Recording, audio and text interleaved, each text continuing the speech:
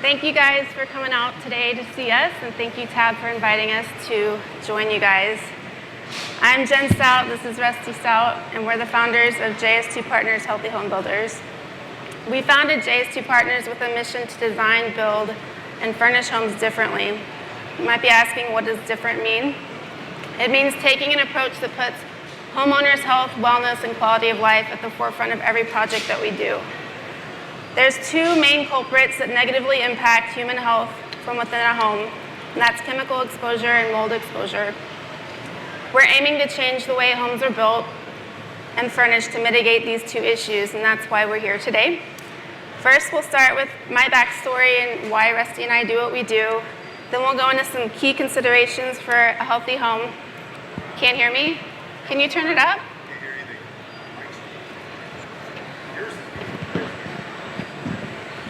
Put yours up higher. Oh, okay.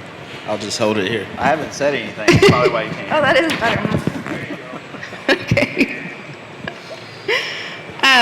And then finally, please hold your questions until the end, and we'll make some time for some Q&A. So it was about 10 years ago. Hold on. Okay. A little over 10 years ago, I was in grad school at SMU in Dallas, and I started to get really sick. I developed rashes all over my body. I had hives. I was losing my hair. I ended up wearing a wig. And nobody could figure out what was wrong with me. I saw doctors like all over the US. I was basically the medical mystery kid. Come to find out, right before graduation, I had a really bad black mold problem behind the walls of my apartment. And this was a nice new apartment, right? So I was like, this has to be what is causing me to be sick. So I found an environmental doctor in Dallas, and they did a lot of testing, and they found high levels of mycotoxins in my blood. Mycotoxins are the poisonous metabolites that come from mold.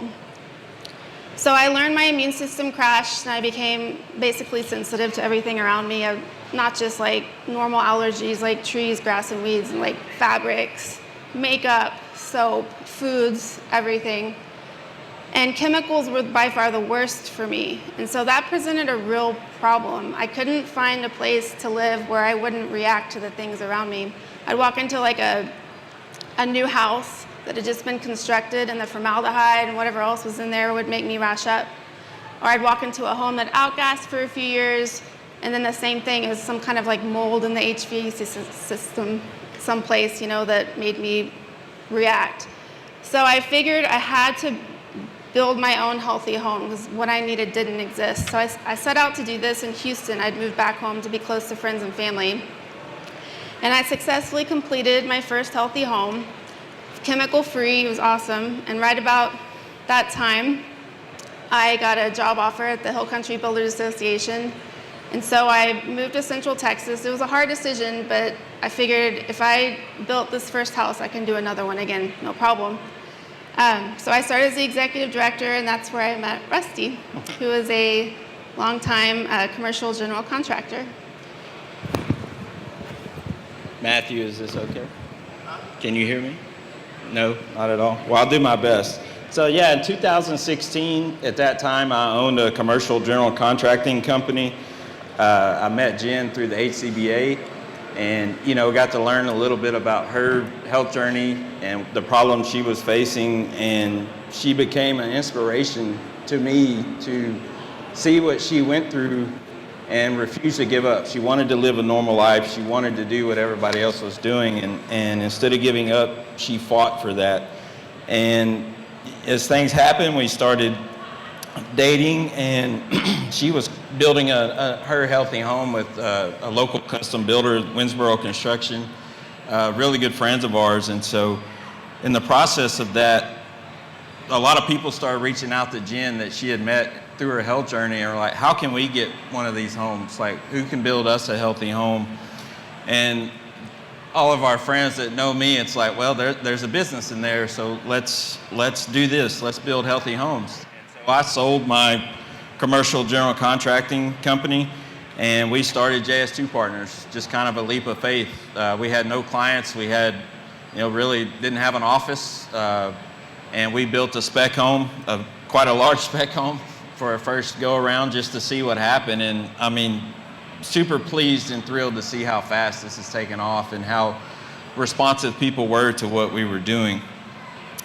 And I mean, it's moved very quickly. When we started, we thought we had a good niche business, and now it is not a niche anymore. This is really the way homes, in my opinion, are going to be built moving forward.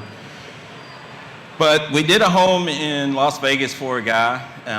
He had some health issues, and he liked the way that we worked together. He liked Jen and I's dynamic, and he owned a publishing company. And he sent us a book contract. He said, "You guys are going to write a book about what you do." Neither one of us in a million years thought that we were going to write a book. I'm pretty sure that there's some English teachers back in Texarkana that are like, "What the hell, Rusty Stout wrote a book? Like, how's that possible?" But, really, all credit goes to Jen. She made it come to life. I had some good ideas, but, Healthier Homes was born from that. And so today we're going to dig into a little bit of that and talk about why there is a need for healthy home construction. And so here we go. Okay, I'll start by reading a few stats. Even before COVID-19, we spent as much as 90% of our time inside. Common pollutants exist in amounts 10 times higher inside homes than outside, and that's an average. A new home, it's much higher. Indoor air pollution causes millions of deaths every year. You might be wondering what these striking statistics mean for home building and furnishing your home. It's quite a lot. So we can start with off-gassing. People commonly ask us, what is off-gassing? It's the continued chemical emissions that release into the air from a material. You think about a pot of boiling water, you add heat to it, and the water gets hot, starts vaporizing, and makes steam.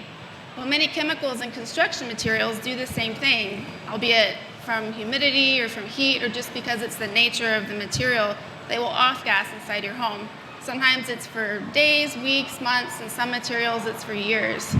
I know you guys probably are familiar with like the smell of rubber or PVC. That's off-gassing from materials that are inside a house. There's over 80,000 chemicals used in construction materials to manufacture them. That's from a recent Harvard study.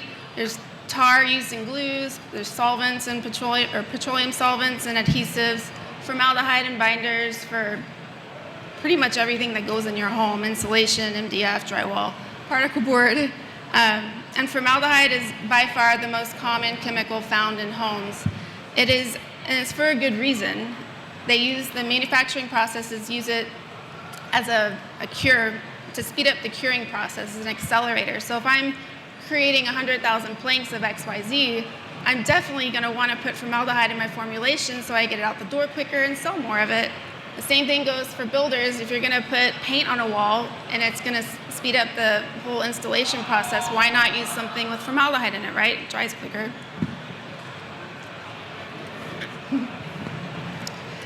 So let's switch gears for a second and talk about the rates of chronic disease in the US. Over the last 40 years, we've gone from 30% in 1980 to 60% in 2020. That's doubled. And that also means that more people now in America have chronic disease than people that don't. So I want to talk about the health effects of chronic exposure to harmful chemicals. Long-term chronic exposure affects everyone differently, but generally speaking, the outcome is something that's chronic illness related, and that's chronic stress on the body, of course. I may develop allergies, rashes, brain fog, hair loss, while someone else develops autoimmune disorder, chronic heart disease, even cancers. So while we all process things differently, some of us are actually genetically predisposed to having the effects of it first, 1 in 4 of us, but that doesn't mean that everyone else won't be affected eventually sometime down the line, so it affects everybody. So here's some food for thought. About 40 years ago, we decided it was important to start building our homes tighter and tighter so we could conserve energy, which is awesome. However, a side effect of this is the off-gassing inside of a home stays contained and becomes exponential. So I know what you guys are thinking. You're like, okay, come on, Jen. Like, there has to be some sort of like governing body that regulates this kind of thing. The EPA was created solely for outdoor air purposes. There are no indoor air quality police. There is indoor air quality police. If anyone's been on one of our jobs, it's her right here. And over the course of time, there's only been about 10 chemicals that have been outlawed by the EPA, and we have over 80,000 chemicals. Yeah, that was the previous slide. Used in manufacturing construction products. So I want to take a second too to talk about VOCs. Good afternoon, exhibitor and attendees. You're welcome to She wants to talk too. I'll let her talk. And the demo session starting now. It's been a wonderful day. We hope you join us. I don't know how.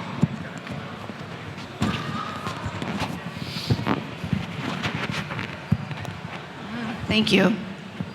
Okay. So I want to take a second and talk about VOCs.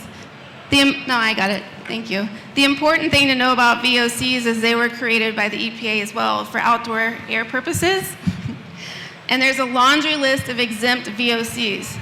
So if you go into the store, a big box store, and buy a can of paint that says low no VOC paint, it will have things like acetone, ammonia, formaldehyde, biocides, antifreeze, a lot of things that I'm sure most of us wouldn't want on the walls of our house. So now you know there's a real issue with the conventional products that we're using in our homes, right? Mold and chemical exposure absolutely changed my life. I never set out to be a builder, and building certainly found me. And that's why Rusty and I are here today to share a new way of thinking about building moving forward. For us, our mindset had to shift from being all about form and function to actually looking at the composition first. An example would be, okay, this paint goes on the wall pretty, the primer's built in, so it cuts down on time for installing it or applying it, and then also I can leave it on the job site overnight and it won't freeze. For us, it's what's in this paint. Then we look at all the other components. Or, hey, this drywall it's cheap and it's available, let's get it so we can stay on schedule. For us, it's what ingredients are in the drywall, and then we look at the form and function of it. So talking about the building process, there's some misconception out there about healthy construction that it's alternative or it has to be different. And we're here to talk about using traditional construction methods. We're not building mud huts. We're not building out of sticks and clay. We're not building with hay bales. There's a place for all of that. I'm sure people need it, but we're focused on using traditional construction methods. We do use a little bit of building science in what we do, but by no means is that the end all be all for us. Building science, there's also a place for it, but for the most part, your clients will get confused, and sometimes even the builders can get confused. And there's many instances where building scientists can make a recommendation about what's healthy, but it's not necessarily practical for the build. One example, we were on a job and there was a consultant that was in building science, and the people were worried about rain getting on their frame while the house, before it was dried in. And this guy suggested they rent a circus tent and put it over the entire home. And we were like, no, that's not going to happen. And he wasn't there the next day. So, I mean, we still want to be practical about this. There's ways to do it without getting outside of the realm of traditional construction. The main thing is just making the health and the quality of life for the homeowners first and foremost. And that's even over green building, which we'll talk about that in a bit. But, there's a few things that we do. And by no means am I trying to preach to anyone about how to run their business or how to run their jobs, but these are just basic things. And any of you guys that play golf know that if your swing gets out of sync, you kind of go back to the basics. And so one thing that we stress is taking control of your supply chain. I think we all tried to do that for the last 3 years because it's been such a mess. But by that I mean going to the source. It's kind of an old school way to do business, but if I'm buying something from somebody, I want to go to that person. I want to sit at the table with them, and I want them to tell me what's in the material. I want to go see how it's made. I want to meet the people who are making it. And that's important because when your clients are asking you, how do you know this is healthy? How do you know what's in it? And you can say, because I've been there, I've seen it, I know how it's done. And so we take that very seriously. It also allows us to take some cool vacations together, but sometimes cool. I've been to Minnesota in December. That was very cool. But also taking control of your project. Project supervision for us is paramount. That's having someone there at all times, making sure that someone didn't run out of adhesive and they go out to the truck and grab some liquid nails and have to redo a fireplace a couple of times. It's really just having that person there to oversee it. Good project management tools are also important, and that goes back to running out of that adhesive. If we're on top of our project management and we're planning ahead, you shouldn't run out of those materials. You should have backup. And then proper scheduling. I mean, these are basic things that we all do, but it's just really thinking about it from a different perspective of having that material ordered and ready to be there when you need it. Because your trades, they're not doing it out of malice. They're doing it because they want to do a good job. They want to finish and get paid. If they run out of an adhesive that we use, they just want to finish. So they're going to go grab the first thing they can and finish the job. And so it's important to plan ahead so those guys have what they need to get the job done. And then listening to your clients. I'm guilty of this. I'm a builder. Sometimes I don't like to be told what to do. I don't like to be told how to do it. But listening to your clients about their concerns for health, you can really figure out a way to, work around some of the, maybe there's a certain material that you're used to using, but you can't for that reason. If you talk through with your clients and you learn what issues they're facing, the chances of finding something usable for that client are 100%. I mean, it's just a matter of listening. So, and then we want to talk about location. For us, downwind of a factory is a no-no. We don't like building next to interstates. We don't like building next to airports or train stations. Old farmland is tough, and active farms are tough. And then also thinking about watershed considerations. If you have to build at the bottom of the hill, you damn sure better be thinking about where that water is going to go. Because if you don't, it will go in your house. It will find a way to get in there. And then, I realize that not building next to an airport or not building on old farmland, it's not always practical. Sometimes you have to build where you can build or where your clients can afford their lot. And so what we're trying to do with Healthier Homes is say, well, let's make up the difference. If we have to build here, let's focus on the indoor air quality and let's try to give them as healthy a home as we possibly can. And so the three elements that we really focus on at JS2 Partners are air, water, and electricity. And there's 3 separate chapters in our book that go into detail about all of these things. And so we'll touch on it a little bit today. I don't want to bore you guys too much, but one of the big factors is HVAC components and how they're configured and how they're sized. In Texas, I think a lot of times we're guilty of just installing the biggest AC unit we can so it cools down quick, and that's not good. That's creating condensation behind the walls and sometimes on the walls. And so it's using a qualified HVAC technician, people that are qualified to install the equipment that they're putting in. Nowadays, y'all know the ACs are basically computers, and so you can't have Joe in his pickup truck out there. It's like, yeah, I installed it correctly, but they don't know how to program it because you'll chase it for a long time before you get it figured out. So, and then another thing about air too is not just the AC and the heat, it's humidity control and air purification. And we'll talk about that a little bit here in a second.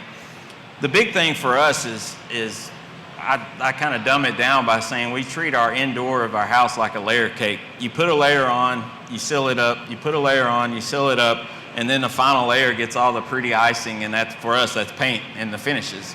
And each step you're taking, you're using healthy materials, and then you're sealing up that substrate where it doesn't off-gas anymore.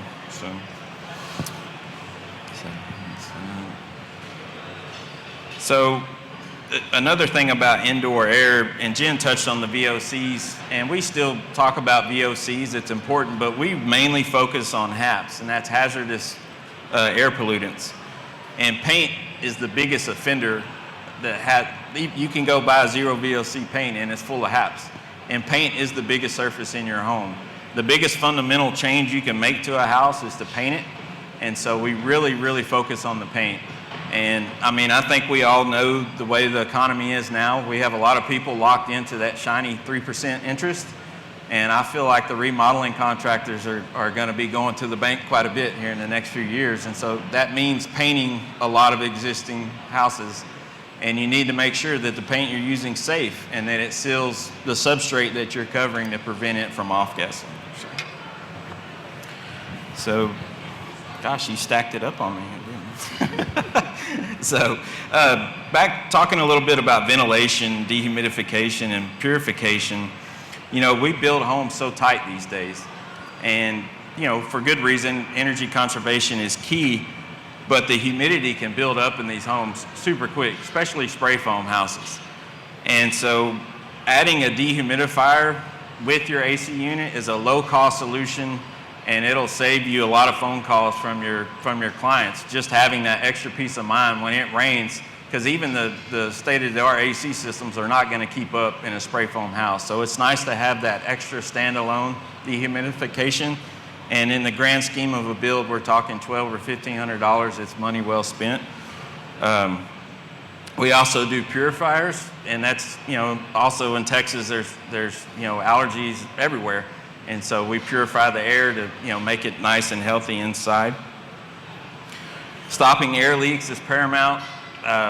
You know, if you're building in the cities, I'm sure all you guys are doing blower door tests anyway. But what happens when you have air leaks and then you have an improperly sized AC unit, cold air is going to meet the hot air, condensation, mold, you know, termites, all of the things that we do not want in the house. And so something I learned while doing research for this presentation that I did not know, it's the average 2,000 square foot new build, the materials contain 6 tons of water that must escape or evaporate in the first year of that build. So if you take anything away from this today, it's dehumidification. Dehumidification. Just think about 6 tons of water sitting in your house around you. I mean, that's a lot. So, I'm still going. So, speaking of water, you know, we talk about the healthy water inside, but we also want to keep the outside water outside of the home. And so there's two different health-related concepts. One is the environmental water control. That's avoiding leaks. That's avoiding mold. That's avoiding water damage. And then clean water consumption for drinking and cooking and bathing inside the home. So, next slide. So, one of the key things is proper flashing and waterproofing. And then windows and showers being the weak links. I know, Matt, you guys do a lot of remodels. I'm willing to bet one of the biggest problems y'all see are improperly flashed windows or bad shower pans, or non-existent shower pans. And so that's really, really important to focus on proper window flashing and then using the right shower pans and waterproofing systems on the inside of the home. On the outside, and these are basic things, guys, but we just go through them. The gutter maintenance, and then watershed around the foundation. We pipe all of our downspouts underground and around the home. It looks good for your clients, but it also keeps that water from building up on the foundation. And then try to avoid running water through the foundation. We live in the hill country, and we've been noticing a lot. I guess people are trying to save money on site work, and you'll come to a lot with a big swell in the middle, and they just drop a tin horn in it and then pour the slab over the top of it. And I'm sure it's fine, it's probably engineered, but I would lose a lot of sleep thinking about a running creek underneath my house. It's just not for me. And then we also encourage everyone to build into the home a water softener loop and purification loop. Your plumbers will do it. It's at least for us, it doesn't cost anymore. And just having that there, the clients will generally pay for the expense of installing the water purifier and the softener. It eliminates them from having to use the bulky systems under the sink or in their laundry room or something like that. So, all right, energy. So in our book, we talk about considerations for both electricity behind the walls and wireless devices. And Jen's going to talk about the wireless here in a second, but for me, just one of my pet peeves on our job sites as an electrician, if I walk in and I see 45-degree angles in any of our runs, they're ripping it out and they're starting over. We want single chase runs and we want 90-degree turns.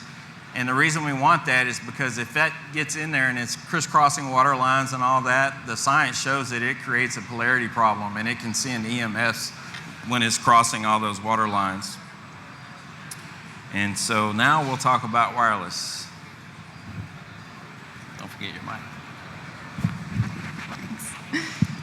So energy, we use it, it's awesome. We light our houses with it. We watch TV, listen to music, we cook.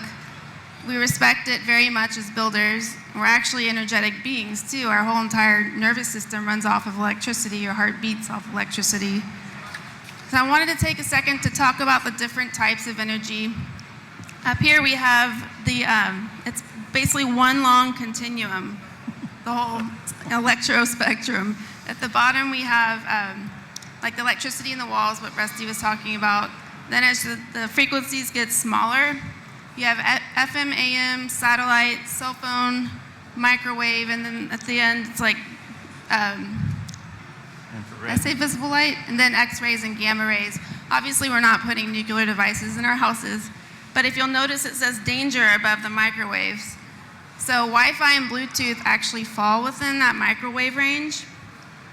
And chronic exposure has been shown to cause things like heart palpitations, trouble sleeping, and even more serious things like cancer, which is an emerging finding.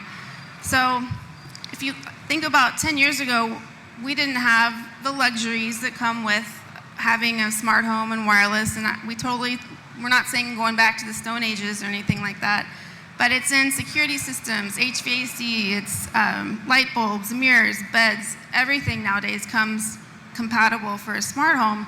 So what we recommend is just turning off what you don't use. If your car doesn't need to talk to your dishwasher, disengage it. That will help tremendously. For us as healthy home builders, we actually hardwire everything. It's really simple to do at the beginning of every build, and it's much better for security. And also, we've learned that whenever the smart systems go down for system maintenance or for updates, and it's like 112 degrees outside in Texas, and your AC doesn't run for 4 hours, you'll be thanking me for telling you guys to hardwire.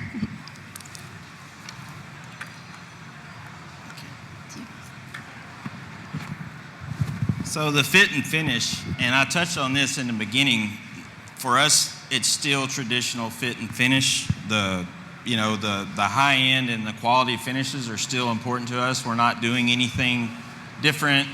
We're still, making the homes beautiful and quality. But everything that you touch, feel, and see, it can have harmful chemicals in it. It can off-gas. And so you really have to think about your flooring, your countertops, your cabinets, appliances, paint, stain, trim, lights, fixtures, plumbing. You guys know the laundry list. I mean, there's everything that goes into a build, and we've really spent the time to come up with alternative ways, or not alternative ways, different materials that are safe to use. And so, again, high-end custom finishes are important to us just as much as it is being healthy. And there's always a workaround. I mean, there's always challenges on every build. I'll use the countertop install for an example, not just because I think we have the best countertop installers around, and not just because he's actually in here, but our first build, they came to install the countertops, and they have a glue that they use. I'm sure it's perfectly fine, but for what we wanted, we just wanted to use something else, and so we put our heads together and we realized that the silicone that we use is a pretty damn good adhesive for countertops. Talked it through with the installers, popped them in, everything was good, and now when they come on our jobs, we have the silicone ready for them. They install it. We don't have any issues. So it's really just, each project's unique. Has all those set of challenges, but you just take the time to talk it through with your trade partners, with your homeowners, and you can always find a solution. I mean, there's ways to work around these things. So.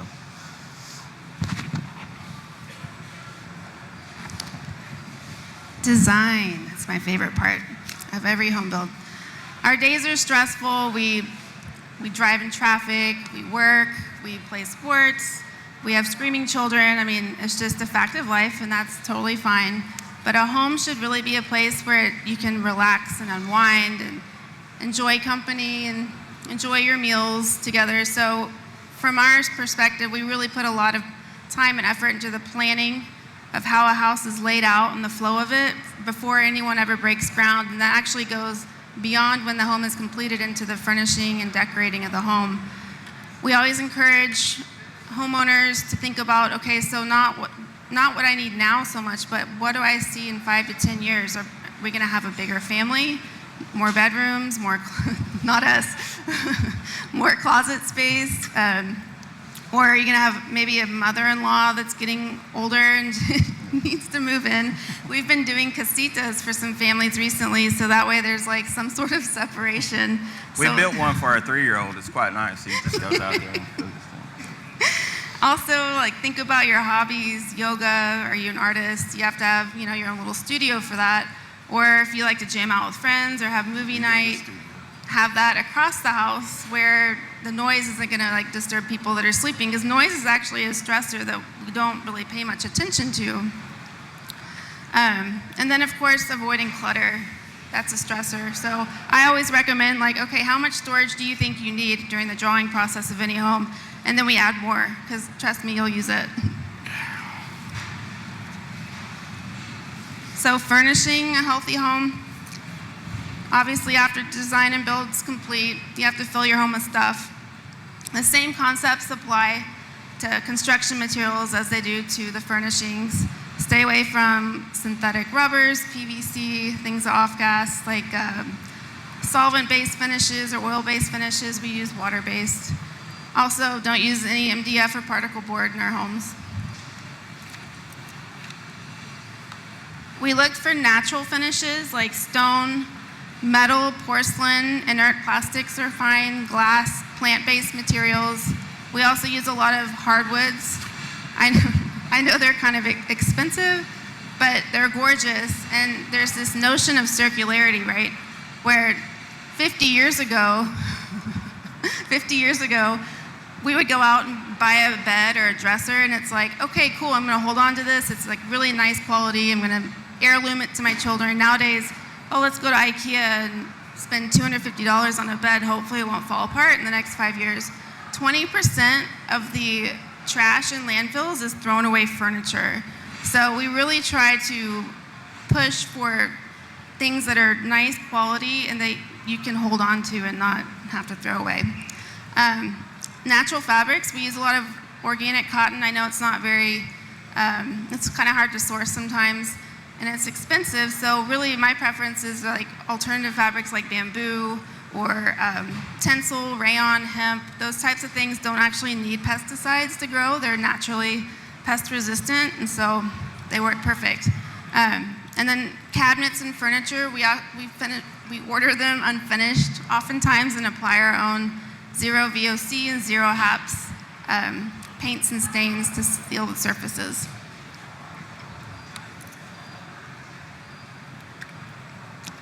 Speaking of furnishings, as we started to build our homes, we realized, okay, so once we're done, the homeowner has to fill their house up with stuff. It's just as important to get healthy materials for your finishes or for your furnishings. And I was doing these interior design packages for clients, and it was crazy the amount of time I would spend hey, West Elm, what kind of fire retardants do you put on your rugs? Or, hey, Pottery Barn, what's the cushions inside of your couches, what are they made out of? 9 times out of 10, they were like, I don't know. And that's because it's so fragmented, the whole chain of custody. You have a person, artisan in India making a pillow, and it goes to the local market, and then there's like distributors and wholesalers and retailers. It's a whole chain of command. So while we were writing our book, we decided there was a real opportunity to create a place, like a marketplace, where it would be like Whole Foods for your house. You could go and buy furniture, paint, or decorations for your home, rugs, all sorts of things. And so we came up with healthierhomes.com and released that at the same time as our book. And as builders, we're used to going directly to the manufacturers to find out what is in the products. And so it was natural that Rusty and I started to develop relationships with furniture manufacturers. And we looked for things that have like minimal finishes, made out of natural materials, and plus we're able to manufacture our own healthy paint that way. It really boils down to quality control, knowledge of the material composition, and then supporting sustainability initiatives. Speaking of green. So I know a lot of you probably think that green means healthy, and there are two separate disciplines of building. Sometimes healthy is green, but green generally is not healthy.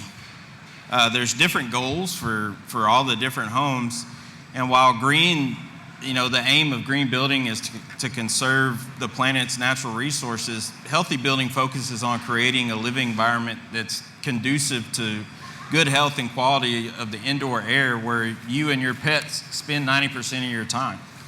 I'll use an example of, going into someone's house and they're saying, look at this great reclaimed beam I put in my living room. And we're like, yeah, it came from a fertilizer plant. It's probably full of pesticides. Good luck with that. But, and I'm sure you've all had recycled trash bags and they smell like Tide or recycled this. And the reason is because Tide, those are forever chemicals. And so recycled plastic, no matter how many times it's melted down and repurposed, it's still going to have those chemicals in there. And so, we're all for, sustainability, but sometimes you can't be all things at every time. So sometimes we want to lean into the healthy aspects more than the conserving the environment aspects. So why are we here today talking to you guys about this? We firmly believe that the time for this discussion is now. Like I said in the beginning, we started out as a niche part of the construction, and what we're seeing is that we're no longer a niche. The people that are reaching out to us are not people with chronic illness or allergies. They're young families that have done the research, they know what's out there, and these are the people that are our future customers, and I assure you that the young people care about this stuff. They care about sustainability and they care about health. And so, it's coming. If you guys read the trade magazines, it seems like every other ad now is healthy this, healthy that. And the reason why people are spending money on those ads is because they know this is the future. And so, these are the clients that are paying for gym memberships, they're paying a premium for Whole Foods groceries, and they're thinking about paying a premium for their houses too. And so we take the approach of, we don't claim to be the best. It's great to be the best or want to be the best, but we want to be better. We feel that building better, building healthy is building better by default. It's better for your clients, it's better for your trade partners, it's better for our industry, and ultimately it's better for our bottom line as business owners. And so, sorry. Hopefully you found the information that we talked about today helpful. And if you want to explore it more, we do have copies of our books here today. This is the most uncomfortable I've been during this whole presentation because I don't like shilling, but we do have books. Those two lovely ladies back there have them if you guys want to grab one. If you want me to sign them, they'll probably be worth half of what you paid for it, but that's cool. We can do that too. So, but they're also, if you guys don't want to get one today, or if you get one and somebody else wants one, you can get it on Amazon, Barnes & Noble, local bookstores. We encourage that. They carry them too. And so, We're on social media, so please like and follow us. And we have lots of pretty pictures and share inspiration. And we really look forward to continuing this conversation that we're having today. I want to thank Tab so much for having us or inviting us to join you guys, and thank all y'all for being here. And we want to open up the floor for any questions. Please keep in mind that we can't really talk about the specific products that we use, but anything else we'd love to discuss. What you got?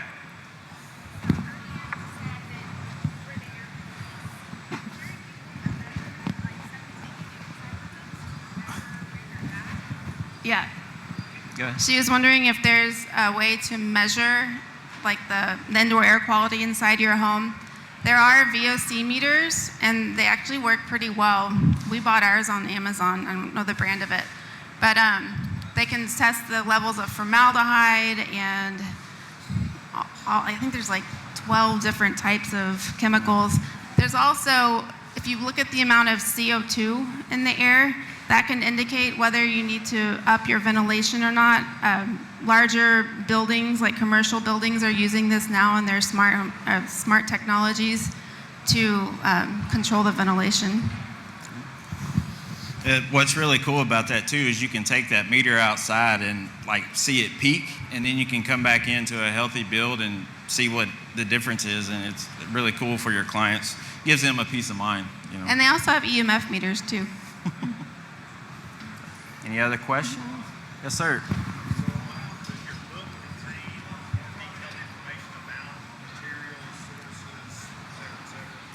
Yes. Yes. The book contains a lot more. This was just like a total overview of what all we do. The book gets very into the weeds on certain things, but the way that we have it laid out is you can pick and choose what you want to look at. The first half of the book is about building, and the second half is more about the furnishing and design of the house. Yeah, it was set up that way on purpose that would be familiar to someone in construction. It's set up like a spec book. So it's in sections. So if you want to just, like today I want to talk about paint, and so you can go to that chapter and we get very specific on each deal in our construction stuff. So it's very specific. We got to 35,000 words and we were like high-fiving. We're like, yeah, we did it. And our publisher's like, great, we want 70,000. And It's like, oh my God. Yeah, so it's very detailed. So, any other questions? That's it? Sure. All right. Oh, no.